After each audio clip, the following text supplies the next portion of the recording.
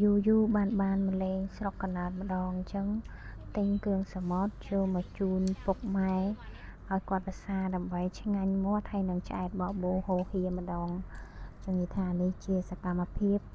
ធ្វើម្ហូបបែបលក្ខណៈស្រុកស្រែអញ្ចឹងយើងអង្គុយនៅដីចឹងឯងហើយឥឡូវនេះកំពុងតែកាត់កៅស៊ូចេញពីក្តាមដើម្បីយកវាទៅចំហុយទឹកដូងហើយអានេះក៏កំពុងតែហែកក្តាមអានេះគេហៅក្តាមញ៉ែវានឹងទូចដូចក្តាមស្រែយើងប៉ុន្តែអានេះក្តាមសមុទ្រណាហើយកំពុងតែហែកលាងសម្អាតវាដើម្បីយកទៅធ្វើក្តាមជ្រក់ហើយបកានេះវិញគឺជាបកាធម្មជាតិនិយាយទៅទិញបានទាំងធំល្អរបស់គេហើយពួកនេះវាអត់មានចាក់ចំហួយក្បាលអីទេញ៉ាំដោយទំនុកចិត្តទិញមកពីខាងសមុទ្រ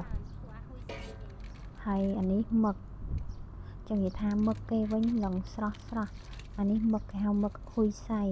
អាមឹកហ្នឹងសាច់វាក្រាស់ហើយស្រស់ល្អមែនទែនទិញបានស្រស់ល្អមែនទែនហើយនេះឥឡូវនេះយើងកំពុងតាលាងវាដាក់ចំហុយហើយនិយាយវាថាឆ្នាំងវិញឆ្នាំងចង់ប្រពន្ធញ៉ាំមកភូមិ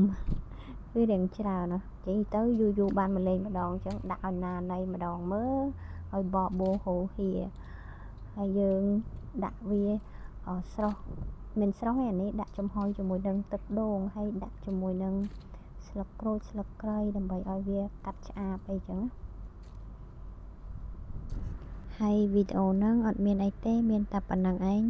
ចឹងនិយាយថាស្រុកស្រែគេញ៉ាំបែបអញ្ចឹងឯង